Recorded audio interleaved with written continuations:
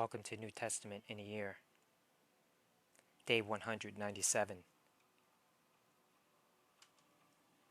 And continuing in Acts 19. After all this had happened, Paul decided to go to Jerusalem, passing through Macedonia and Achaia. After I have been there, he said, I must visit Rome also. He sent 2 of his helpers, Timothy and Erastus, to Macedonia, while he stayed in the province of Asia a little longer. About that time there arose a great disturbance about the way. A silversmith named Demetrius, who made silver shrines of Artemis, brought in a lot of business for the craftsmen there. He called them together, along with the workers in related trades, and said, You know, my friends, that we receive a good income from this business. And you see and hear how this fellow Paul has convinced and led astray large numbers of people here in Ephesus, and in practically the whole province of Asia. He says that gods made by human hands are no gods at all.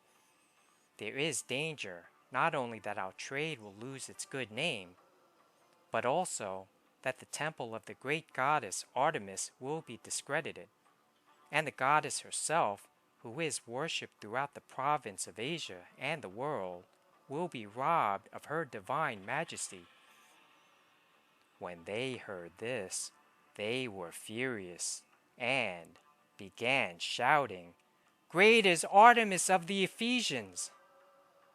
Soon the whole city was in an uproar.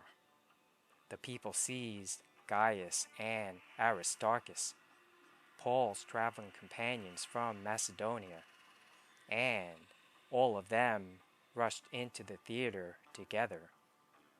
Paul wanted to appear before the crowd, but the disciples would not let him. Even some of the officials of the province, friends of Paul, sent him a message begging him not to venture into the theater. The assembly was in confusion. Some were shouting one thing, some another. Most of the people did not even know why they were there. The Jews in the crowd pushed Alexander to the front, and they shouted instructions to him. He motioned for silence in order to make a defense before the people. But when they realized he was a Jew, they all shouted in unison for about 2 hours, Great is Artemis of the Ephesians!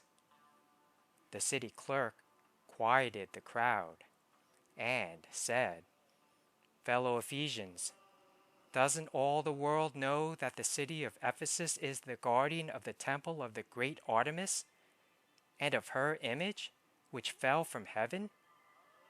Therefore, since these facts are undeniable, you ought to calm down and not do anything rash. You have brought these men here, though they have neither robbed temples nor blasphemed our goddess. If then Demetrius and his fellow craftsmen have a grievance against anybody, the courts are open, and there are proconsuls. They can press charges. If there is anything further you want to bring up, it must be settled in a legal assembly. As it is, we are in danger of being charged with rioting because of what happened today. In that case, we would not be able to account for this commotion, since there is no reason for it. After he had said this, he dismissed the assembly.